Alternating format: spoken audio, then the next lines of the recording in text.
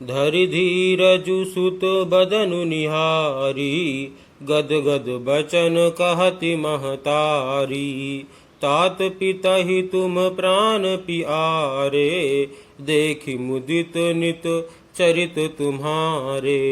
अर्थात धीरज धरकर पुत्र का मुख देखकर माता गदगद वचन कहने लगी, हे तात, तुम तो पिता को प्राणों के समान प्रिय हो।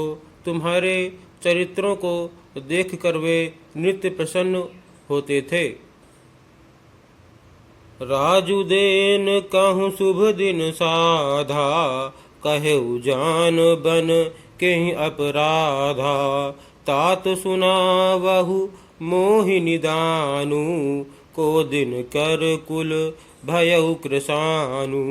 अर्थात राज देने के लिए उन्होंने ही शुभ दिन शोधवाया था, फिर अब किस अपराध से वन जाने को कहा। हे तात, मुझे इसका कारण सुनाओ। सूरवंश रूपी वन को जलाने के लिए अग्नि कौन हो गया? निरखि राम रुख सचिव सुत, कारण कहेउ बुझाई। सुनि प्रसंग रही मूक जिमि, दशा बरनि नहीं जाई।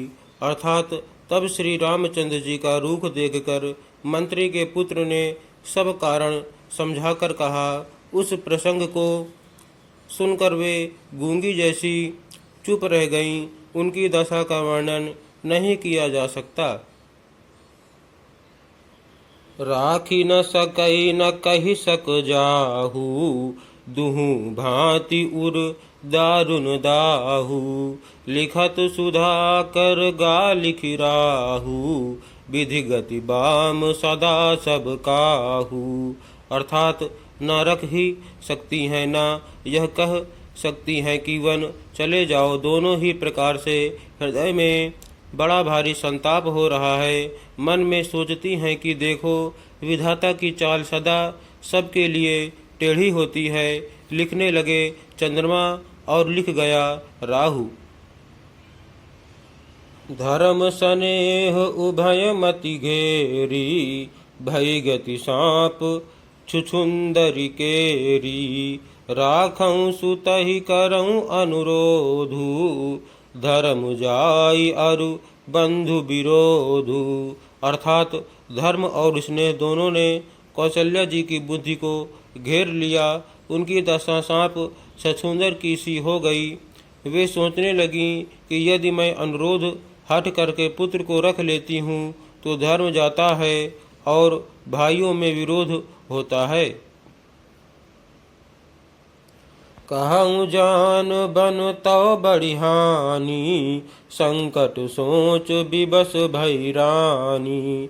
बहुरी समुझितिय धर्म सयानी, राम भरतु दो सुत समझानी। अर्थात और यदि वन जाने को कहती हूँ तो बड़ी हानि होती है। इस प्रकार के धर्म संकट में पड़कर रानी विशेष रूप से सोच के वश हो गईं। फिर बुद्धिमती कौशल्या जी स्त्री धर्म पतिव्रत धर्म को समझकर और राम तथा भरत दोनों पुत्रों को समान जानकर